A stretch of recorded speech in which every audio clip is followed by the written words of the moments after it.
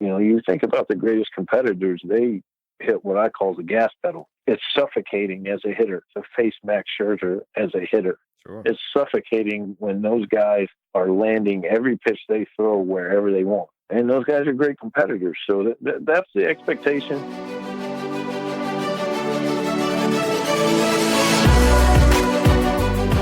Hello and welcome to Ahead of the Curve. I am Jonathan Gellner, and thank you so much for being here.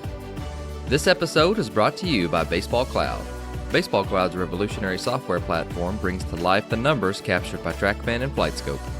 This provides colleges, players, and facility owners around the world a turnkey product, allowing them to analyze their data using key metrics and custom visualizations on one intuitive user interface.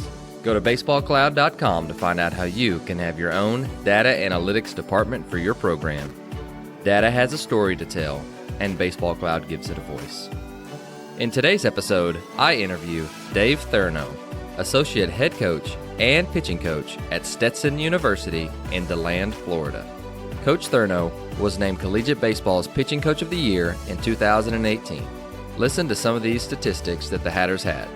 The Hatters tied for the NCAA lead and tied the school record with 9 shutouts during the year, and the staff posted the lowest team ERA, 2.66, of the aluminum bat era. In addition to shutouts, strikeouts, saves, and ERA, the Hatters led the nation in the fewest hits allowed per 9 innings at 6.81 and WHIP at 1.11. Stetson was also third in the nation in Ks per 9 at 10.5 and walk-to-strikeout ratio at 3.31. So on the show, Dave shares the advice that he has found beneficial in recruiting great pitchers, but he also goes into how to train players to be their best, what they do to enhance his hard-working team culture, and maybe, more important than anything, how to internally motivate them. Here is Dave Therneau. Coach Therneau, thank you so much for joining us on Ahead of the Curve today. My pleasure. I appreciate you having me. Absolutely. Well, we've gotten to chat a little bit beforehand, and you were telling me about, how you went into the real world and then got sucked back into the game of baseball, like most of us have done, and it's been a very fruitful journey along the way. But for our listeners who want to get to know you a little better, can you give us a short snapshot of why you decided to get into coaching? Yeah, sure. So like most, I played my whole life, and I'm not going to, drag that story out a while, but I got fortunate enough to play pro ball. Long story short, when I was coming to the end of that chapter of my life, there's a big business side to that pro baseball thing that just kind of turned me off. And I just, whenever I walked away from the game, I just said to myself, it's time to do something else. So I actually moved to Omaha, Nebraska, and got what I call a real job.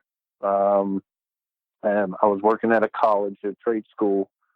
And for several years, even whenever I was playing, one of my old teammates, he got done playing in 2001 and got into coaching and tried to dangle that carrot in front of my face. And I always said no. In many of those years, I was obviously still playing. And then whenever I kind of walked away from the game for about 2.5 years, like I said, I had a real job, office job, which I enjoyed. Mm-hmm. And I was helping kids on the side and all that just kind of maintained that itch a little bit. And he, just to give you a short version of the story, I'll never forget, I was sitting in my office and, kind of tired of the 9 to 5 thing. And I kid you not, the phone rang in my office and it was him. And he said, look, if you have some interest, I got this opportunity. I really need your help. Mm-hmm. I said, well, I'll tell you what, I'll fly there and I'll check it out. I'll get a feel for it. And, and that's the only way, I don't know that I could kind of make that leap of faith, sight unseen. So long story short, the weekend I was supposed to go to the school he was coaching at, he got an interview at Embry-Riddle in Daytona Beach, Florida. So we had to postpone. And he ended up getting offered the job. Embry-Riddle is they're now D2. They were an NAIA kind of power, to be honest with you. And so I changed my flight, went down there, And I just kind of thought about it and said, I'm in a position where if I don't do it now, I may never do it, to be honest with you. Mm-hmm. So I agreed. And like most, I came down and paid to be there. Mm-hmm. I kind of paid to be there for 6-8 months, and then, just kind of started from scratch and started kind of building the lessons and camps, and much like most people did. And I spent 8 years over there and loved it. I had some great players, got to work with a lot of really good players and good coaches. And, we competed as a program at a high level, and I found fun in that. And I really enjoyed it. I wasn't sitting behind a desk. I was on a baseball field, and so it kind of gave the stamp of approval for me. And then I was fortunate enough that Coach Dunn, who's an ABCA Hall of Famer, who was the coach there for 38 years here at Stetson, Mm-hmm. he had an opening over here, and he reached out to me, and he offered me the job, said it was mine to turn down. And, the rest is history. I came over here, which was, obviously a great move for me. Mm-hmm. I want to make sure I'm clear as to how fortunate that I am to have. It's kind of unusual to go from the NAIA level to the D1 level, which we all know. Mm-hmm. So to even get the opportunity, I'm obviously eternally grateful. And he's a great friend today. He's retired, and we fish together and we talk a lot. As a matter of fact, he just called me about 20 minutes ago. So yeah, I've been awesome over here ever since. And it really it was kind of the perfect storm, because I didn't even have to move. Mm-hmm. Stetson's 20 minutes west of Daytona Beach, where I was working before. So it was a no-brainer for me, and I'm obviously pretty grateful for Coach Dunn sticking his neck out for me there. So well, definitely, that's kind of the story. Definitely love that. And I think that you've obviously done your job after being named Collegiate Baseball's pitching coach of the year last year. I think that's a tremendous honor, and it shows the work ethic that you're putting in every day. And obviously the kids are buying into what you're telling them. And so when we say that I'm a recruit, and or you get a new recruit on campus, or you guys are coming back in August or September, whenever they report, what does day one look like for you guys, and what are you guys all going over? Well, for me personally, obviously I have a pitcher meeting from the get-go. To be, honest, that's the first thing I want to do. I talk about a lot of the things I talk about in that meeting. I've talked about with them individually during the recruiting process about our systems, what kind of program we are, and what I want to clearly communicate and reiterate in that meeting, what the expectations are of them, what my vision is for what I want to do, and, give them the kind of the clear idea of what we're going to try to do and what we're going to try to accomplish, and what type of program we are and what the expectation is. And that way, if, they deviate from that, I know it. They can't say it wasn't communicated to them. Sure. So that's how I try to start it. I know how important that is. You and I have spoke before a little bit about culture. That's a big piece of that. But, I don't want to hide anything from them, Mm-hmm. and I want them to understand that there's an accountability piece to it. If they deviate from that, I draw back on that meeting. You remember when we met? Sure. In the fall, and I clearly communicate to you what I expect? They're like, yes, sir. And, I just think you get more out of them. This is a blue collar type place, a hard working place. And that's how I try to design my program. And I'm not one to say that we work harder than anyone else, or I don't keep score that way. But it is an expectation, because we have to do a lot on the development piece, the clear cut, no brainers. Those guys are going to the Power 5 schools for the most part. We sprinkle in our guys every now and then that maybe the academic fit here is a little bit better, or that happens from time to time. But for the most part, your best combination of polished pitcher and develop stuff, those guys end up at Power 5 or pro baseball comes and takes them. So we have to do a lot on the development piece, and I kind of want to plant that seed at an early stage.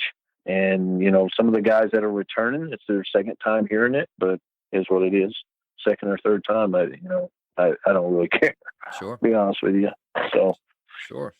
So that's what it looks like from the get-go.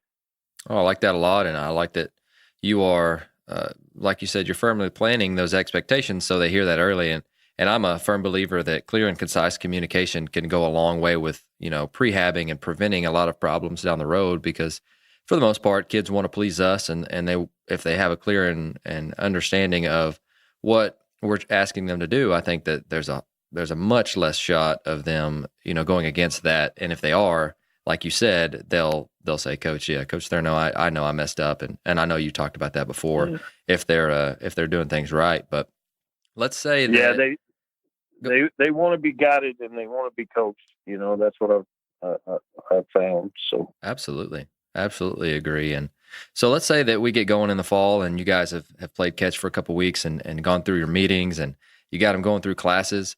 Once you get going in the fall, you talked a little bit about it earlier about how you guys are trying to develop guys because you're not getting most of the top flight guys. So how are you guys doing that, and what does a typical week look like for you? Well, one of the things I try to attack with them early is it's a must, really, because our throwing program's probably a little bit different than most, and it's certainly significantly different than what they're used to in high school. So I've essentially got to get them used to what we're doing on a weekly basis. We kind of jump right into that, where I don't want them doing anything else. But so my point is we're not going to spend a lot of mound time early. We're going to get used to the long toss and the other things we do from a throwing program standpoint. I hope that makes sense. Absolutely. So that, they don't, I'm trying to get them. I always talk to them about conditioning the arm. We don't play catch. I don't believe in that. I don't like using that word here or that term here, that sentence here. We're constantly conditioning the arm and working with a purpose. So I try to install all that, our long toss techniques, our flat ground techniques, our intent and what we're trying to do, what we're trying to accomplish. So it's, at first, they're overwhelmed probably with information, mm-hmm. but I like jumping in the deep end, and then adjust from there. We're just trying to get them used to what we do, and that's going to be the start.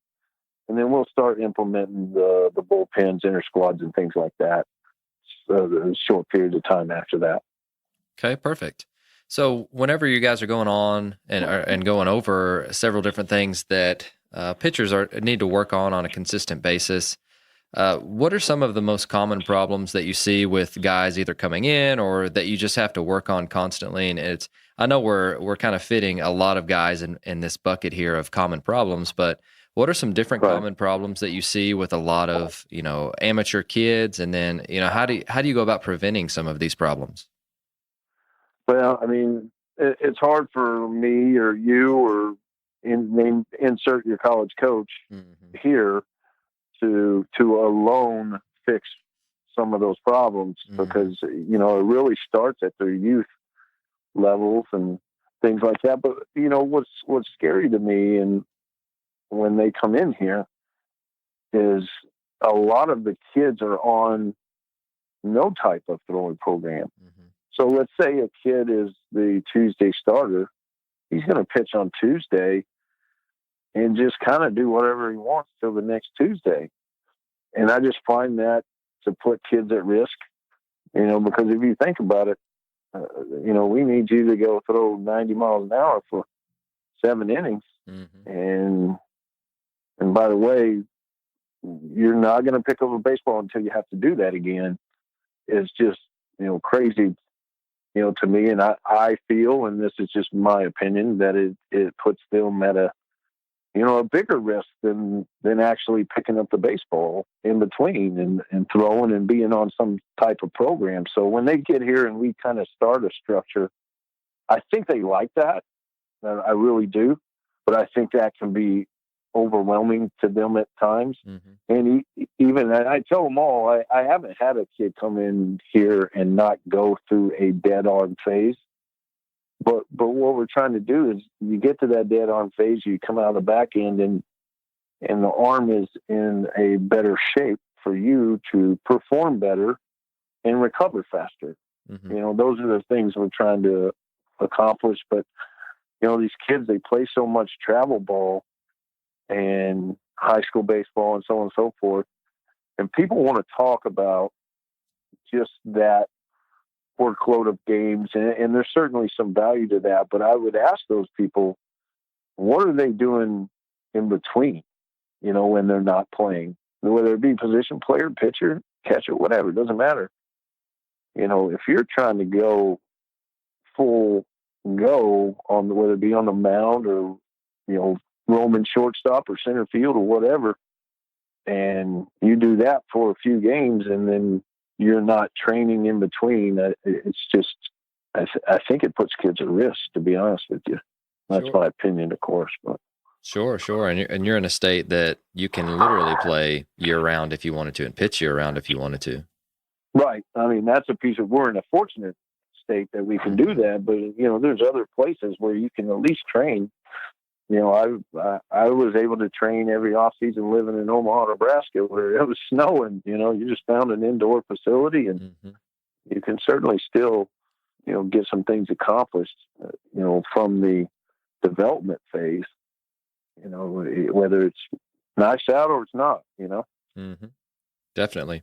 So whenever you're going over video with your guys, and again, it can be incoming freshmen or guys that you've had before, what are some things that you are looking for in video mechanics wise? And let's just say that you're trying to teach me, kind of the basics of what you're looking for in a pitcher, maybe even on the recruiting trail. What should we be looking for? And what are some things that really stand out to you and maybe some absolutes? Well, kind of some general things, obviously, on the recruiting trail, just to talk about that a little bit. I'm obviously not alone, and all of us coaches look to see how the arm works. Mm-hmm. Is it clean? Is it smooth? Is it easy? We have our certain triggers we look for to see how the arm works. We obviously look at size as a benchmark, but to me, and this will tie the two together.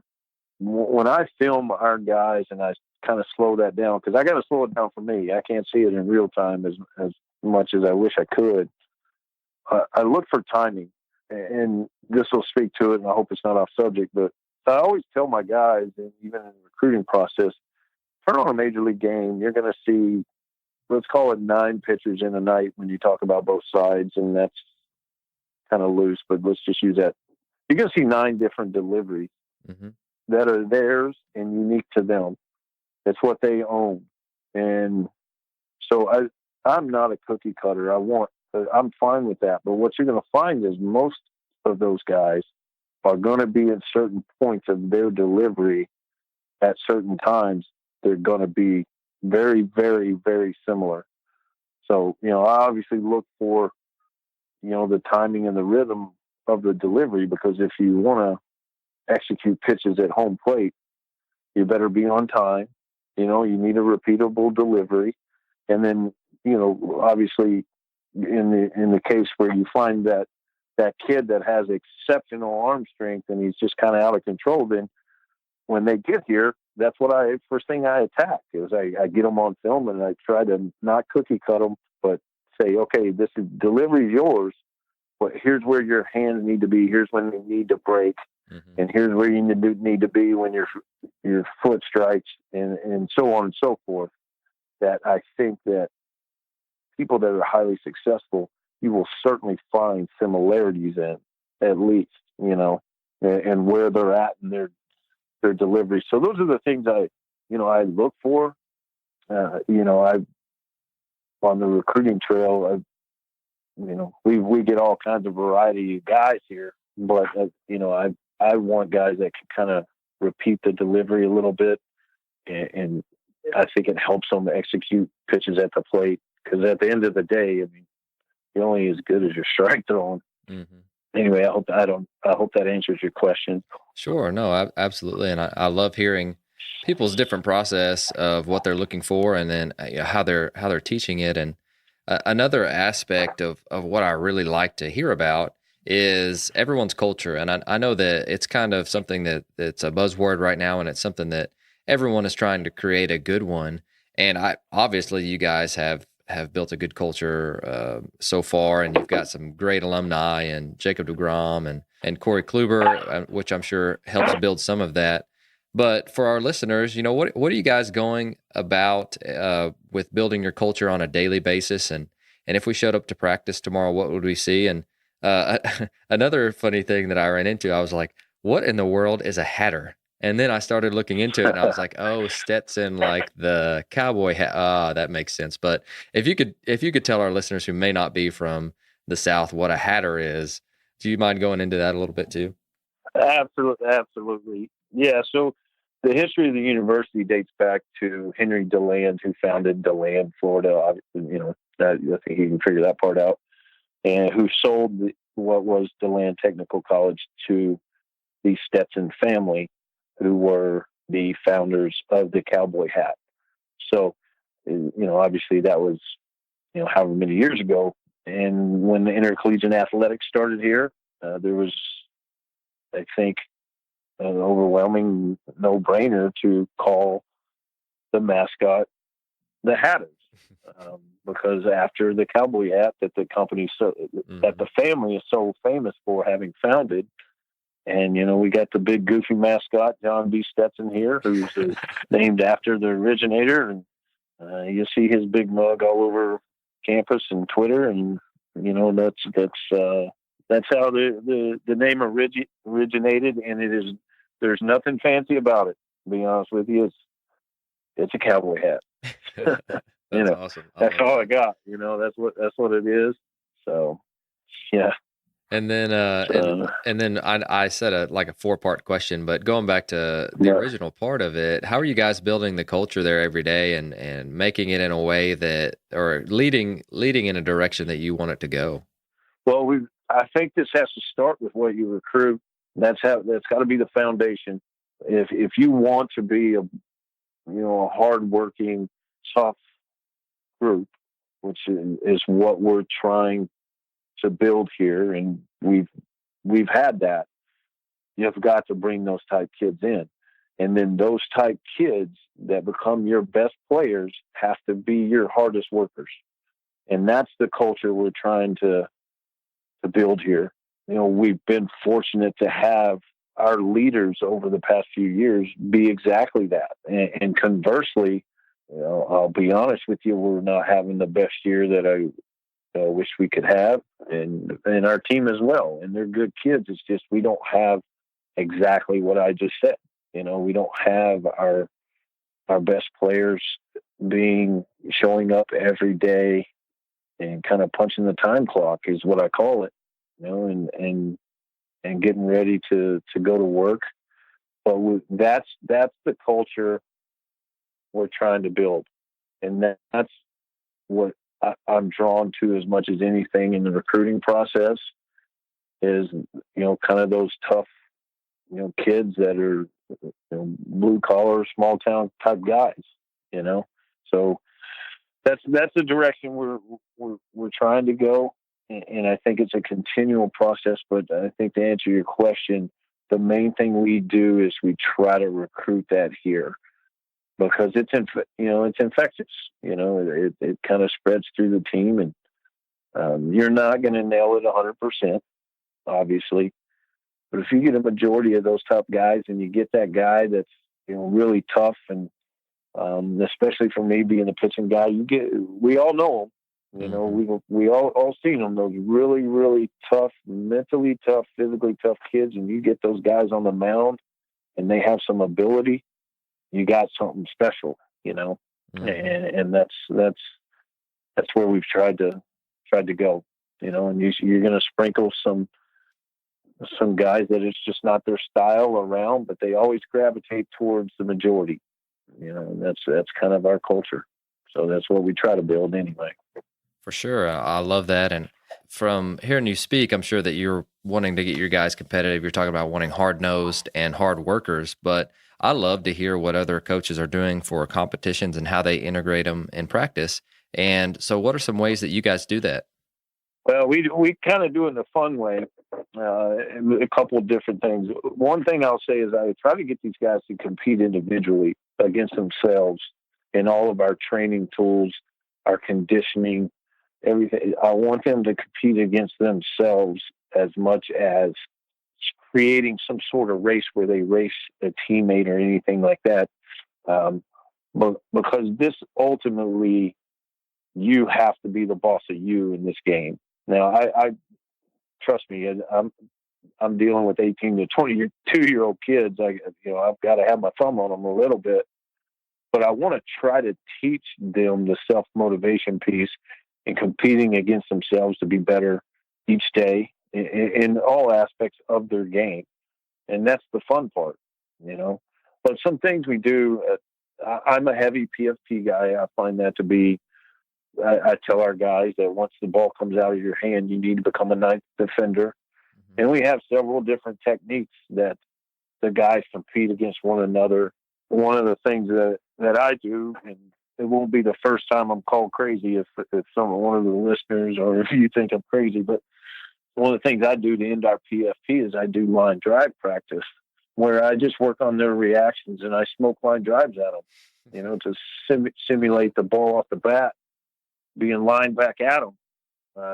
So I do that, and, they get some shins and some toes and stuff happens, but they do what they call king of the hill.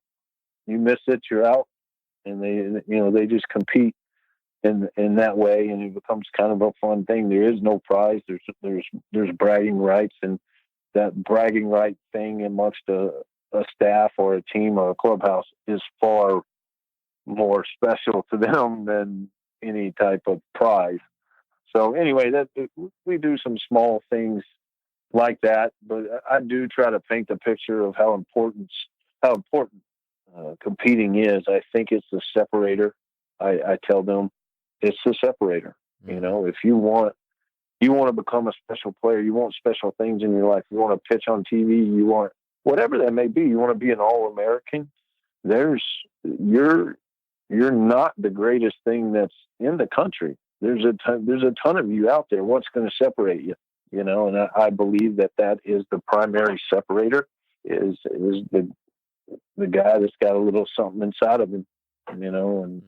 So those are the things we do. I talk about it a lot. I know how important it is, and I'm candid with them. We're really a product of what we were as players, and that's how I was as a player. So I think it's a lofty expectation for me not to be that way as a coach, Sure. So well, and you're holding them to that higher standard, and I think we can all definitely appreciate that. And another thing that seems to come up in the pitching circles a lot, and well, any circles in general, is we want to develop our players to be the best of their ability. And we can only do that if we have individual plans for them. We don't just kind of cookie cut everyone, but it's really hard. And it's really hard with a pitching staff. And I'm sure you've got some guys who are two-way guys, but what is your advice on how we can prioritize individual development within the team setting? Yeah, I mean, you gotta work twice as hard. I mean, I was a two-way player in college, so you've got to spend twice the time, but you got to be committed to it and not complain about it. As far as the development phase, you got to spend equal amount of time in the pitching programs and the offensive programs. But as far as individuals are concerned, it's kind of not an option. When you're talking about a roster of 27 guys, it's 35 in the NCAA, but you're pretty much using 25 to 27 guys. And if you think about a major league roster, I think it's around that 25, 27. All of those guys are contributors and important pieces to the team and to the team's success, but based off of what they bring individually. So you have try to become the best version of yourself. That's what I try to tell them, and that's what I don't try to make the soft throwing lefty throw 95 and the 95 guy a soft thrower. I try to train them to be the best version of themselves, and try to, certainly on the mound, I try to teach them the game and develop not just their skill set, but their overall individual talent. Because if you've got, certainly a vast majority of them developing into being the best player they can be, how good's your team going to be? Sure. And then it's my job to, one, stay the hell out of the way, and not get in the way of them, and two, be smart enough to put them in position to where their skill set and their individual ability gives them the best chance for success. An example is I took our Friday night guy a couple of years ago, and I put him in, as the closer, which many people thought I was an idiot, but I think I found a niche that worked for him better. He was a good Friday night starter. He was an elite closer, and we were pretty good when he was the closer, So I think you just got to find those things, but developing the individual talent's a must. I mean, I think we can speak about team game all we want, but you've got to have a collection of not individuals in the sense of all they care about is themselves, but it's a collection of individual talents.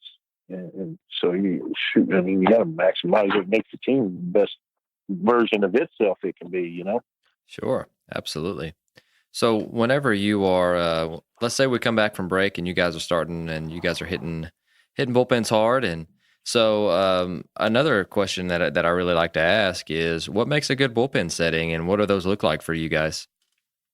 Okay, when you say, you mean like a session, or do you mean a setting, as in what? Either one. I mean, you can go into both of them if you want to, but I want to know what makes one productive and what helps guys to get better. Oh, okay.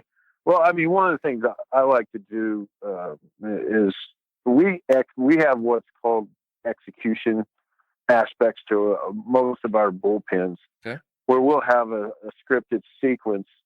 And, the goal is, and I'll give you kind of the general umbrella, if something is sequenced, if there's a 15 pitch sequence and it's executed so the guy executes 4 of them. I'm making these numbers up, but I'm just trying to paint the picture. He executes 4 last week, and 7 this week, and 10 next week, and 15 the following week. That's the development piece, and so that's the expectation. I'm really high on just pitch execution at the plate, in, out, and what we're trying to do with all secondary pitches. And the goal is that they take that to the mound. But so when they come back, we're going to hit our execution pins right out of the chute.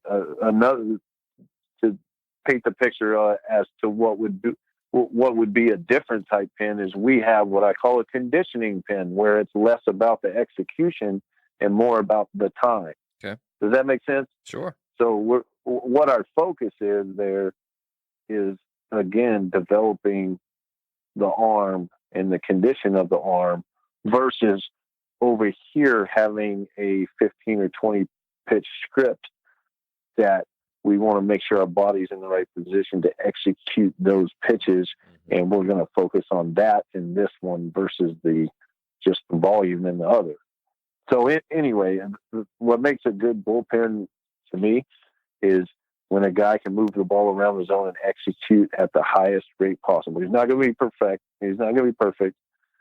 Or again, we wouldn't have him here. But right. You certainly make that a focus, and it's we have when you talked about competitive earlier, one of the drills I do, if you want to call it a drill, I have a fun thing. I have a goofy little box where I put basically every pitch we have on our staff in there. And the point I'm trying to get across to them is we may do a bullpen and end with 15 boxes. What that means is they reach into a box and whatever pitch comes out, they execute. Okay. So I'm trying to train them to throw any pitch in any count.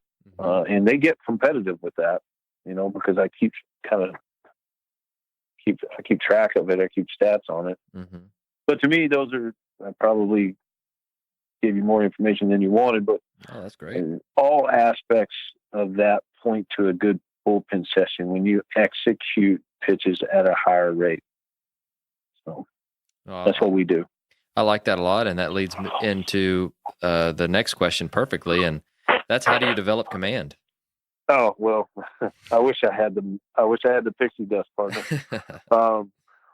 But what I think is I've found that's worked for us is, first of all, we make it a priority. I get pissed off at these guys when the ball hits the ground when they play catch. So I hold them accountable in that time. Okay.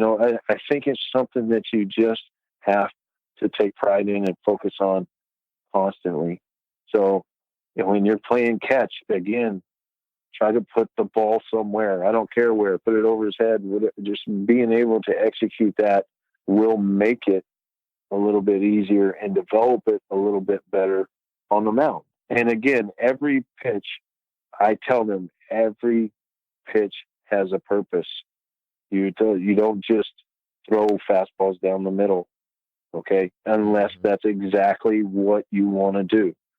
We always put the catcher in a spot. We do that for every pitch that we throw on the side. It all has intent, or I will kick them off the mound. No, you're not just throwing something down the middle. So, and I do think there is a development of the competitor, and the command comes along with that. I think there is an aspect to that, in my opinion, that you think about the greatest competitors, they hit what I call the gas pedal, and it's suffocating as a hitter. It's suffocating to face Max Scherzer as a hitter. Sure. It's suffocating when those guys are landing every pitch they throw wherever they want. And those guys are great competitors. So that's the expectation. I tell them your days, leave your days of just playing catch and the ball hitting the ground all the time back in high school. I don't really, we're not perfect, but that's certainly what the intent focus is to develop the control of the baseball all the time. Try to put it wherever we want. Let me take a few seconds to tell you guys about OnBaseU. OnBase University is an organization that studies how the human body moves in baseball and softball. They offer certification seminars that teach coaches, trainers, and medical professionals how to assess an athlete's physical ability to perform movement patterns that are specific to hitting and pitching. For example, they just put up a blog on their website, onbaseu.com, that discussed why hip internal rotation is important in hitting and how they evaluate it with their OnBaseU screen.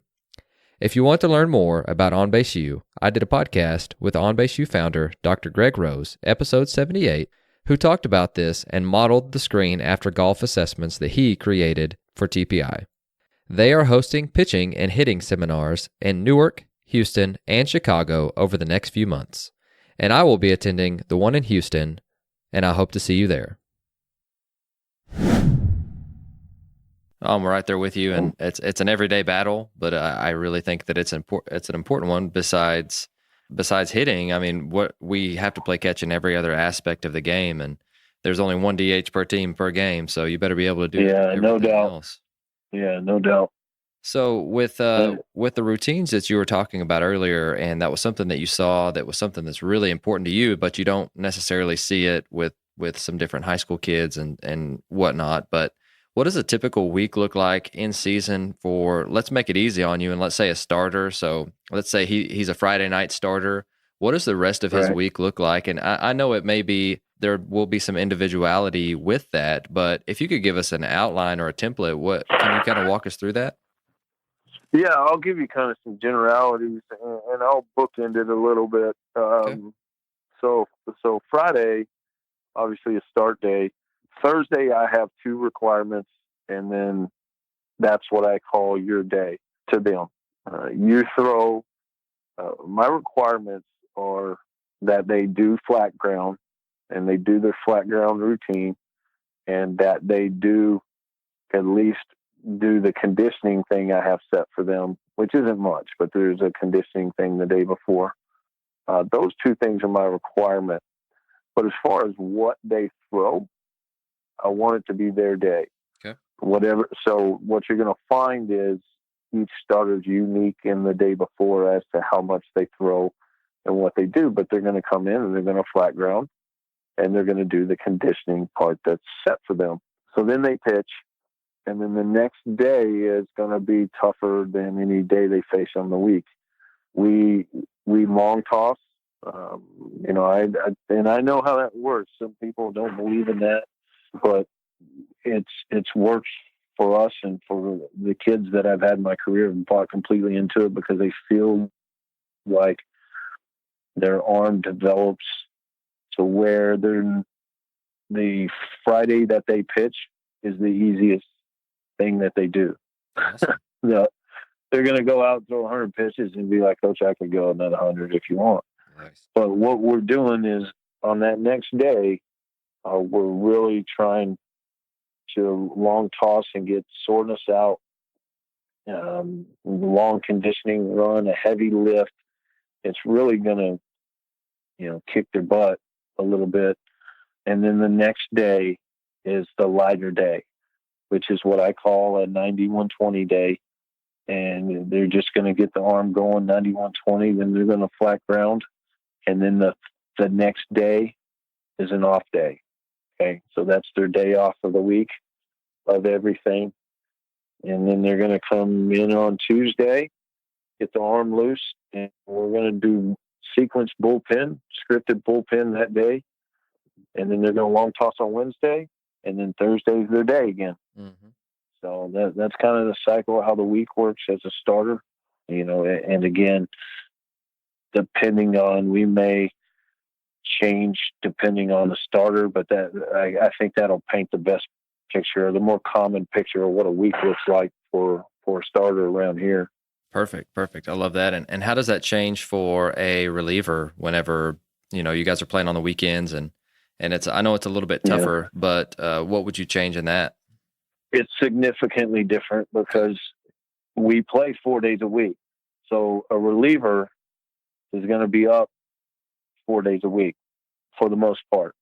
So that takes away any type of long toss or conditioning, but they have throwing that they have to do whether they pitch or not. Okay. So they're going to have a throwing program set for before the game throwing that they have to do again whether they pitch or not. So they're at least picking up the baseball whether they pitch in the game or not. Now let's say a reliever comes in and goes 3 innings on Friday. He's going to be down on Saturday. Mm-hmm. And Sunday, we're going to see how I'm going to see how he feels. So Saturday is going to be a long toss day. He'll typically throw with the Friday night starter and get long toss in and because again, long toss, if done right and done with our techniques, it's conditioning them too. So anyway, that's what the week's going to look like as a reliever. And if you're a closer, you're pretty much up all the time. Your only long toss day is going to be like a Wednesday, where you'll have a lighter day on Thursday before we play the weekend. Perfect. But yeah, I mean, it's a little bit tougher as a reliever, but what can you do? You have to be your best ability is availability, as the cliche goes. So they got to be available every day. So we can't tax them as well. But their programs, their arm strength is going to be built up through the fall and the spring to where it's kind of more maintenance in the spring before we start playing. So it's going to be a little bit more of a maintenance thing when we start the year. to make sure they maintain their conditioning so that they can bounce back, so that they can throw an inning on Friday and an inning on Saturday. And usually if they go back-to-back days, they're going to be down on the third day, no matter what. Okay.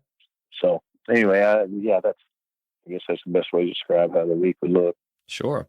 Do you have any favorite post-throwing routines? Do you guys do anything the night that they are done? Or I know that there are some different theories behind whether or not they should. And so I'm just curious what your take on doing stuff afterwards, like conditioning, sprints, or, some post-throwing, plow ball work or anything like that. Do you guys do any of that?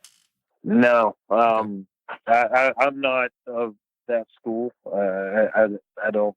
I think you've trained yourself to go run the 5K. You ran the 5K as hard as you could. Mm-hmm. Be done. Ice if you need ice, and relax if you need to relax. And that's in the springtime. Now, what I do to build stamina is in the fall when we're doing inter squads. These guys are, especially guys that are projected starters, are throwing 2 or 3 innings because you're not going to give them a significant workload in the fall.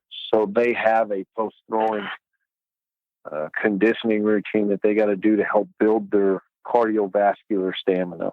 Okay. I hopefully that makes sense. Sure. Because there's really a 3-pronged system that I attack here that I try to, help for development. And that's, the arm conditioning, the cardiovascular conditioning, and then the strength and conditioning. So I kind of attack those 3 things, and we do condition pretty hard here. Mm-hmm. But again, it's a 55-game schedule.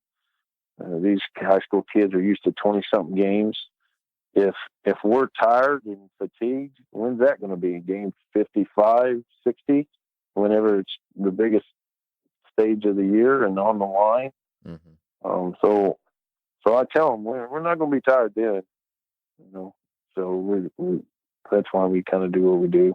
Perfect. No, I like that answer, and I like that you went into so much detail about that. But I'm going to start something new with the show, and we're going to go with some lightning style questions. And again, take as much time as you need to answer these, but some quick hitters just to find out a little bit more about you and your coaching resources, career, and things like that. But what's something? So I'm on Family Feud right now. Yeah, there you go. Perfect. Is this Family Feud lightning round? Yeah, I wish I was getting paid what the hosts were getting paid on that show. That's pretty good. But all right, I'm ready, man. All right. So what's the latest thing that you've learned that you're really excited about? Well, I told you before earlier in the show, I'm about technology behind as anybody. So there's a lot of stuff coming into college baseball with the video stuff, and that's kind of my biggest classroom. Is I like to study video and how guys do it. Mm-hmm. We recently got a video system here that there's so much you can do with it, from breaking down counts. There's just so much you can do with it. I don't need to bore with all that stuff, but it's pretty neat. And if I ever can figure the dang thing out, I'm pretty excited about it. But so I think it's a great learning tool, or it's going to be for me. Mm-hmm. I mean, like I said, I'm a visual learner. I like to watch and study swings for opponents and study mechanics of our guys and break that down. But I will tell you, I'm not an overly mechanical guy, and I tell them that in the recruiting process. I'm more about comfort and feel. But like, if something works for a guy, I like to study why, and so anyway, I'm excited about that. Sure, I like that a lot. I think it's going to help me. Yeah. Perfect. And you definitely sound like you've grown lately, and I can always appreciate that. So, what's something that you guys do in training or practice that your players love? Oh, I mean, I gave it to you already. Okay. They love the King of the Hill. Nice. They love it. And the other thing that we do that's become, we've got a couple of fun traditions that have started here that I hope my guys maybe get their hands on this podcast at some point, and they'll that they love. I started a tradition when I got into college coaching where I'll explain this a little bit, but you and I both know in college stadiums, most of them don't have the bullpen phone or so on and so forth. You got to run guys back and forth to tell guys this, that, and the other. And so much happens so quick in a baseball game that decisions have to be made. I got to make decisions of matchups and putting this guy in, blah, blah, blah, so on and so forth. So anyway, I let the guys, they draw each other's name out of a hat, almost like a Christmas gag gift thing. And then whoever they draw out of the hat, they get to determine what their signal is. So I let them have a goofy. I mean, I'm the one that looks like the biggest idiot, but I tell them I want them to have fun with it. If I got to stand out and do a dance and that lets that guy know that he needs to get up, I'm fine with that. So anyway, they really enjoy that. We started a tradition that I hope to get back to. I kind of had to take it back from them a little bit for, that part doesn't matter. But anyway, I had to take it back from them a little bit. But we started a tradition a couple years ago that I call Thursday night football, and they absolutely love it. So Thursday before Friday's game is going to be sprint day, let your legs get active, but you're not running cardio, long distance or anything like that because we got a game tomorrow, So I started a tradition where we ran football routes. And I'll tell you what, they run those harder than they run the sprints. Right. So I'm sitting there going, this is great, but they absolutely love it and they have fun with it and they make fun of each other because, the label on pitchers. They're the best athletes in the world. So watching these boys try to catch a football is pretty funny sometimes, but anyway, it's kind of it's a weird way to get more out of them. So they enjoy those things, and I want to keep it light and keep it fun and make sure that they know when the time is to be serious and work. For sure. That's what we do. That, and that sounds like a ton of fun. So the last one I've got for you is, what is your favorite resource or book or some different coaches we can reach out to, or just anything that you've looked to and you found and you've read or you've watched that has changed your coaching career? I'll tell you what, like I said, I'm a visual learner. This pitching ninja guy, I love looking at his stuff. There's so many, and it doesn't seem like a training tool. It seems like something you look at in amazement. But I really love watching his videos because you get such a variety of pitcher, arm slots, stuff, and all the things. And you watch when he shows all the tunneling stuff. And I've studied that stuff and I've tried to implement that into what we try to do to hitters. Does that make sense? We try to have things come out of the same slot with similar arm speeds because I think that's what's really tough for hitters. Absolutely. So anyway, I really enjoy watching his stuff, and like I told you, the video stuff. And what it's done to me is I can't watch a game in normal eyes anymore. I'm just sitting there replaying every delivery, every swing, and but I really think it helps. I kind of file all these things away and try to use them as training tools. But I really try to learn so much from other people. I mean, I could sit here like I know everything. I don't know. I got plenty of learning to do. So Sure. Anyway, I find that stuff very interesting, and I really enjoy watching those videos. Sure, Rob is a stud, and I'm so thankful for the work that he puts in, because I'm sure that takes just countless hours of the day for him. So to do good that. So good for the game too. It really is. So.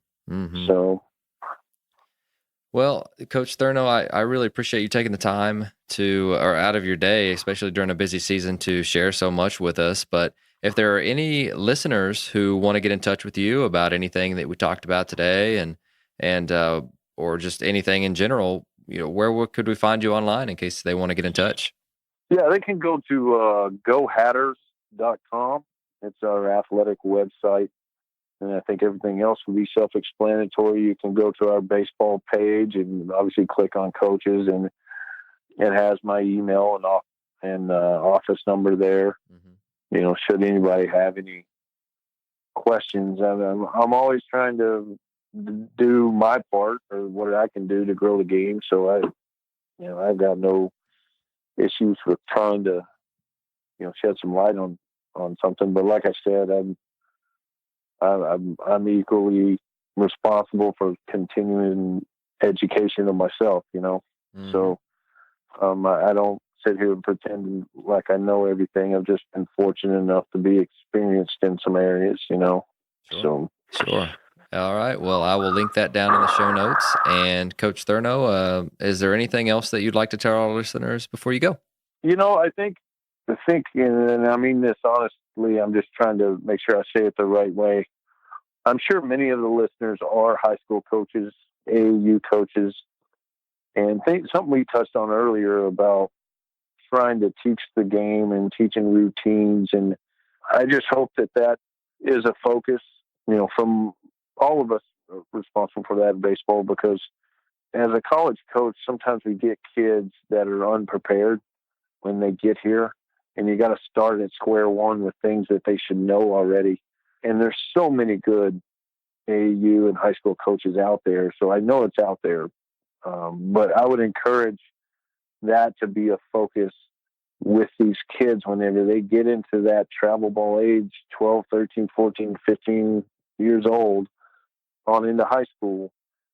It's just teaching them, the details of the game, some of the basic fundamentals of the game, so that they're more prepared when they go to college, and they're not just swingers or throwers. So hopefully that continues to improve throughout the country. But I know there's so many good young coaches out there that are doing that very thing.